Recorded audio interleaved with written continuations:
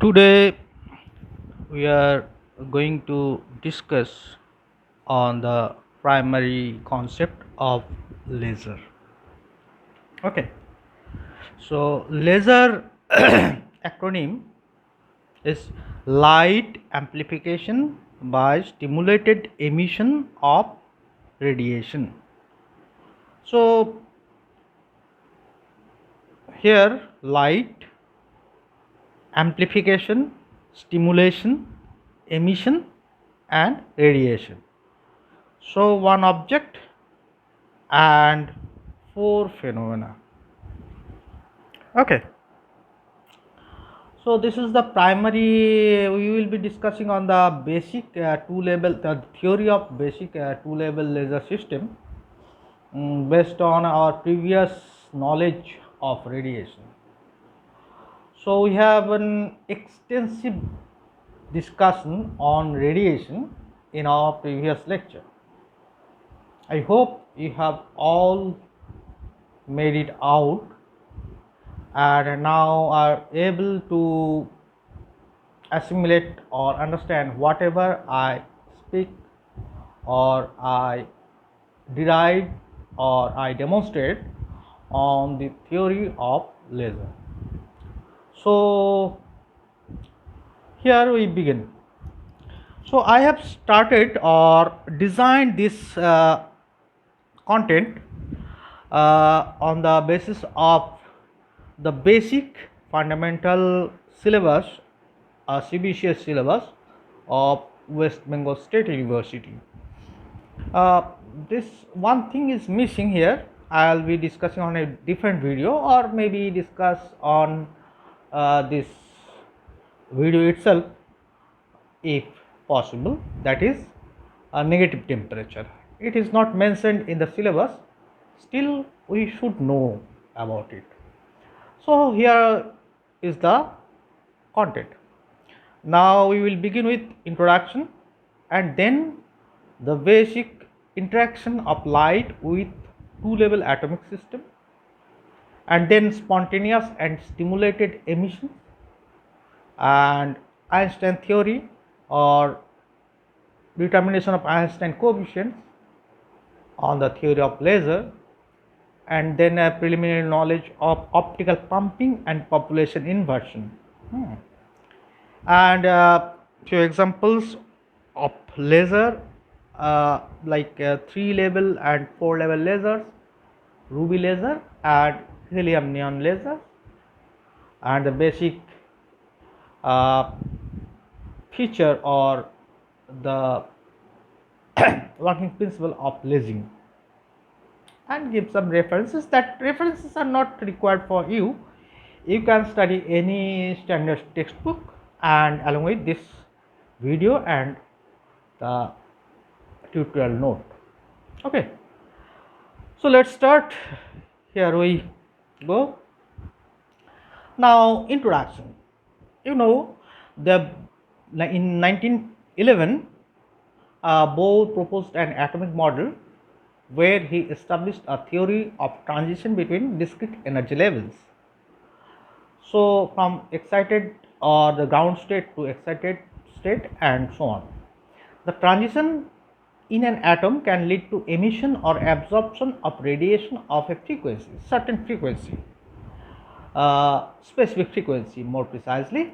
The transition will occur if and only if it fulfills Bohr's energy frequency criteria, that is E is equal to h nu. You know all the notations, so I am not going into that. During absorption, a photon is absorbed and during emission, a photon is emitted. As simple as that. Now Einstein found that the emission of a photon is possible by two different processes, either by spontaneously or by a stimulated method. Okay, and the coefficient describing the three processes, the three processes can be possible in this phenomena, that is absorption, stimulation and emission. So stimulated and spontaneous emission. You know what is spontaneous emission? Let me briefly describe it. Just a concept. For example, we have few magnetic materials which spontaneously gives you um, magnetization, inherent magnetization, and another material, for example, paramagnetic materials, if you give some magnetic field, it will give total net magnetization, and if you withdraw the field, it will go away. So that is not theoretically similar, but I am just giving an example. So this absorption and emission of by stimulated or spontaneously, and their coefficients are related to each other, which are called Einstein relations. This is the basic introduction. Now we go into the deep. In a cavity radiator, we have earlier discussed in the previous lecture what is radiation and all that. So it is very easier for you, a trivial job, to understand whatever I speak now. In a cavity radiator, the frequency distribution of energy density of certain energy distribution or photon density depends on the temperature of the cavity, and the frequency energy density is determined by Planck's radiational law, which is of form like equation 1, where k is the Boltzmann constant.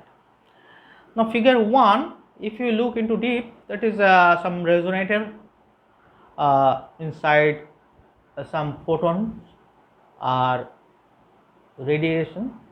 photon radiation is happening, and the right hand side we see the frequency and density. Okay, frequency along x-axis and density along y-axis. How the distribution will look like, more or less like that. So this is a cavity and Planck's distribution. Okay, so the energy density of radiation in the frequency interval between nu and nu plus delta nu is u nu, u function of nu, is equal to rho nu d nu. For a two-level atomic systems, in thermal equilibrium, population ratio can be determined by Boltzmann statistics. So n2 by n1 is equal to e to the power or exponential of minus E2 minus E1 by kT. E2 is the higher energy level and E1 is the lower energy level. You should remember this. I will come into this point later. Now Albert Einstein explained that the thermal equilibrium can be established by the direct interaction of the photons with the atoms. So again I repeat this line. Albert Einstein explained that the thermal equilibrium, you know the thermal equilibrium in thermodynamics, can be obtained or established by the direct interaction of the photons with the atoms. He concluded that three processes will occur there. Basic three interactions between radiation and the atoms, and they are absorption, spontaneous emission, and 3 stimulated emission. I have already spoke about. Using Bohr's energy frequency relation, that is h nu u or nu 0 or nu naught h nu equals to E2 minus E1, where nu 0 is the transition frequency, we can write n2 by n1 equals to e to the power minus h nu 0 by kt. In the previous lecture it was E2 minus E1, and now it is minus h nu 0 by kt. Okay, so it's trivial. Now spontaneous emission. Here in figure 2, two levels are there. One is lower level 1 or ground level you can say, and upper level 2 with population N2 and ground level with N1. In figure 2, it is evident that atoms can emit photons spontaneously. This is the spontaneous emission, that is without any external field. The photons emitted spontaneously is incoherent in nature, incoherent, and the emission is possible in isotropically. So some few spelling mistakes are there, I have to check it again. The variation of population in the upper level is dN2 in a time interval dt, which is proportional to the population N2 in the upper level as well as proportional to dt. That means time dependent and population dependent, and a variational constant A21 negative because it is emission. Okay. So next, therefore N2 equals to N2 0 of the initial population e to the power minus A21 t is equal to N2 0 e to the power minus t by t sp. Sp means spontaneous. N2 0 is the initial density of excited level at t equals to 0, and tau sp is the average lifetime or average spontaneous lifetime more precisely. Now we have A21 equals to 1 by tau sp. The Einstein coefficient A21 is equal to the reciprocal of the spontaneous lifetime. So equation 7 is our first output. Next, stimulated absorption. Of in figure 3, stimulated transition, that is absorption basically the photons can be absorbed by level 1 to level 2 transitions.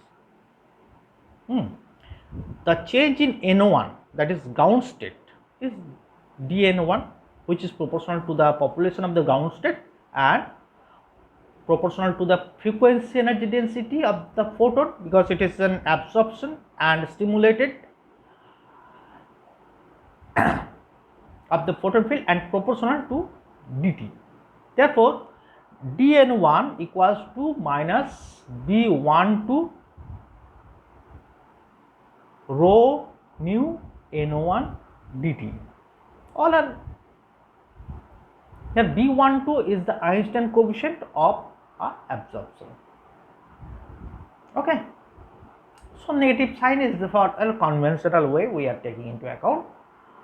So we will figure out what will happen next.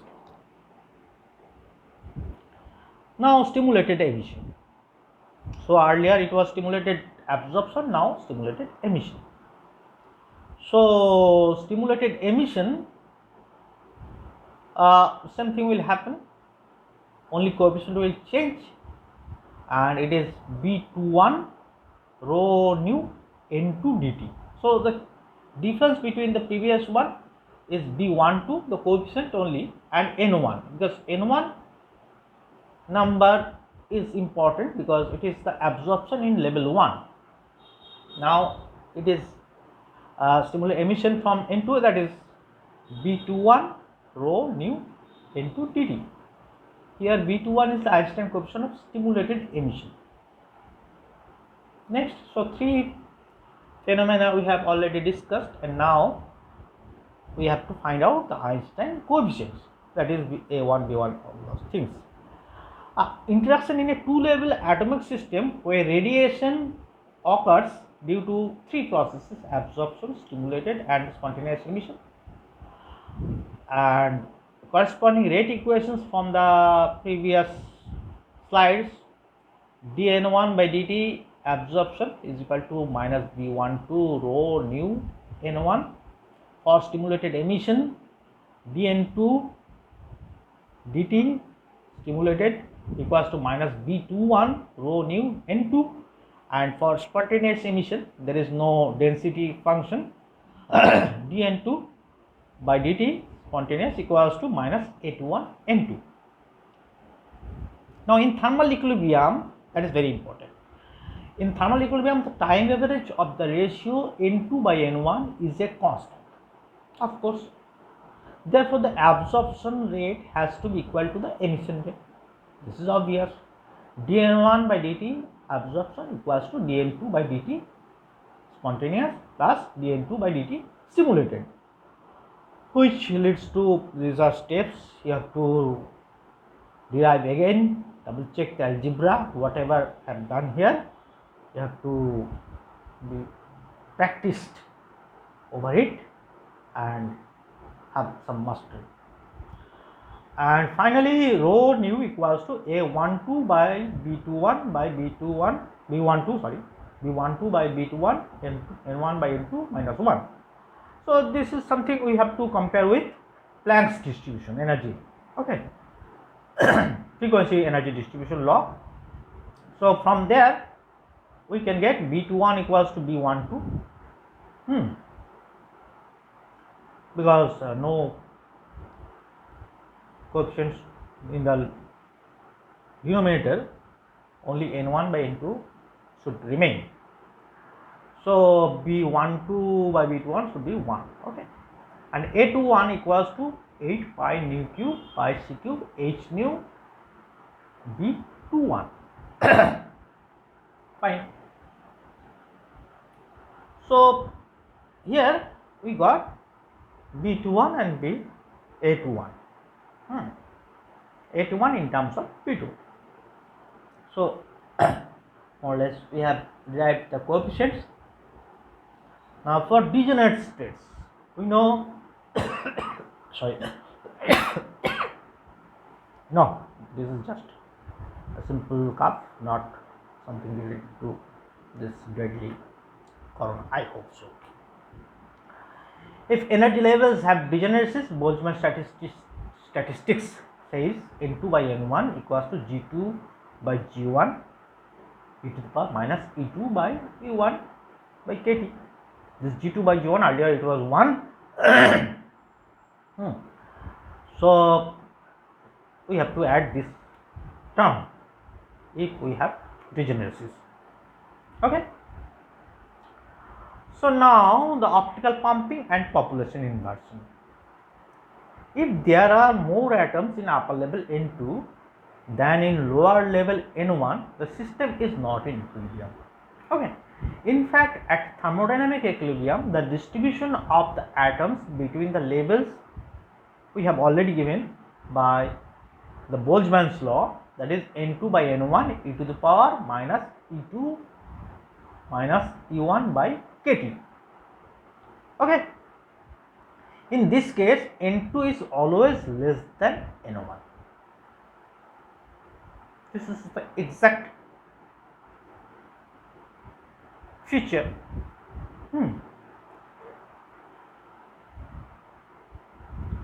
A situation not at equilibrium must be created by adding energy via a process known as pumping to make the equilibrium. This pumping in order to raise enough atoms to the upper level. This is known as population inversion and is given by delta n equals to N2 minus N1, and delta n is positive. Delta n is positive. So N2 by N1 is, which one is higher? N2.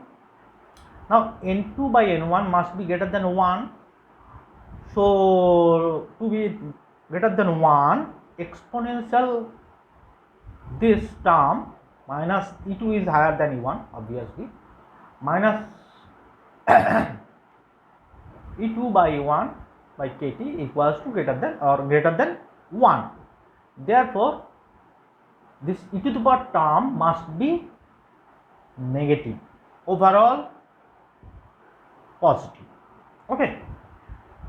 To make it overall positive, E2 minus E1 cannot be negative. Sorry. So KT must be negative.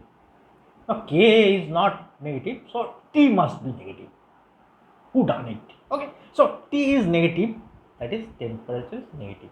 That is the basic concept of negative temperature. Remember that. Okay, so again I explain. Thus N2 by N1 is greater than 0, or sorry, greater than 1. So therefore e to the power this term must be greater than 1, and exponential the term minus e2 minus e1 by kt, this term must be, interterm must be positive. To make it positive, temperature must be negative. Okay, so we know the population inversion, and we know the pumping, and we also know the concept of negative temperature now. Okay, so 3-level lasers, these are textbook things, you can easily find it out, there is no conceptual, just you have to go through. Still I am explaining it. In the 3-level laser system, another level will be added. The atoms are pumped from the ground state E1 to higher state E3 with the help of pumping source. The E3 is called pumping state. Lifetime of atoms is least in the energy level E3. It means E3 is unstable state. Okay, and here atoms stays for 10 to the power minus 9 to 10 to the power minus 8 seconds. Okay. Example, Ruby laser is the 3-level laser system. So intermediate level can be stated as metastable state. Okay, because it is higher lifetime compared to the unstable states. Okay. This is the figure 5 where a 3-level laser energy diagram has been shown. Now we go into 4-level laser system. This is also a textbook thing, easily understandable. In the 4-level laser system, the atoms from ground state E1 are raised to excited state E4 with the help of pumping with different states E2 and E3. The atoms decay to energy state E3 by spontaneous emission. The transition rate of atoms from E4 to E3 is much faster as compared to transition rate atoms from E3 to E2. This is due to the reason that E4 is an excited state with lifetime of atoms of the order of 10 to the power minus 8 seconds. So E4 state is also very unstable. Okay. So helium neon laser is a 4-level laser system. So this is the diagram of a Ruby laser design. A Ruby laser is a 3-level solid state laser that uses the synthetic ruby crystal as its laser medium. Ruby laser is the first successful laser developed by Myman in 1960. Ruby laser is one of the few solid state lasers that produce visible light.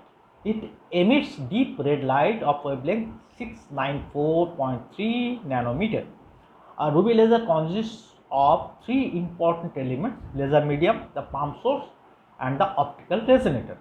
In Ruby laser, a single crystal of ruby, aluminum dioxide, and chromium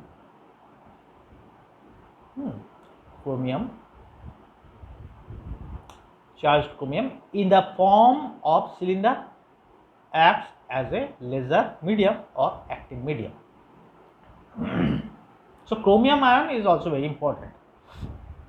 So in figure 5 we can see the design, the flash tube that emits light externally to stimulate the system, and reflection mirror also there to focus, and partially reflecting mirror to focus also. There is reflection to make it focus, helping. Finally laser output in the pink wavy light. Okay. So helium neon laser. The helium neon laser operates in a high voltage, low current glow discharge tube. Okay. Its most familiar output wavelength is 633 nanometer. So its wavelength more or less 700 nanometer. But helium neon lasers are also available without output at 543 nanometer green light, 594 nanometer yellow light, 612 nanometer orange light, and 1523 nanometer near infrared zone. Helium is the major constituent of the gas mixture, but it is the neon component that is the actual lasing medium. This energy is then transferred to the neon atoms via collision of the second kind. The stability of the helium neon laser is based on 5 factors. They are small and compact. They are best inherent beam quality of any laser. They are extremely long lifetime is higher. They generate relatively little heat. They have relatively low acquisition and operating cost also. Okay, so this is the basic concept of helium neon laser. This is the figure design where output counter is also there, gas mixture, and total reflector, total reflector, partial reflector is not here, cathode and plasma tube inside where helium and neon will reside. Okay, the residence of helium and neon. Next, basic lasing process. So basic lasing process in the all laser systems, either it 3 level, 2 level, or 4 level, the concept is more or less same. In step 1, we have basic unexcited atomic system, and then we are giving some light inside it and to stimulate it, and then it partially focused and stimulated, and then focused, and finally it is emitted and as a light beam. So this is the basic concept of lasing. So we have completed the references we have used here, the fundamental work by Einstein and a very good book on laser, that is basis of the theory of laser, the Einstein coefficient. This chapter is in the basics of laser physics by Renkev. Okay, and Maxwell, fundamental of light sources and lasers, and Fine B. Milomny, classical stimulated emission, Journal of Optical Society of America B in 1987. So you don't have to look into these references. If possible, you can always look into, but I must suggest that any textbook, optical textbook or quantum mechanics book which have the chapter on laser, you can study about. So hope you are all fine. You are struggling with this pandemic very carefully. Your social responsibility is continuously increasing. So be healthy, be happy. Okay. Love to all. Thank you.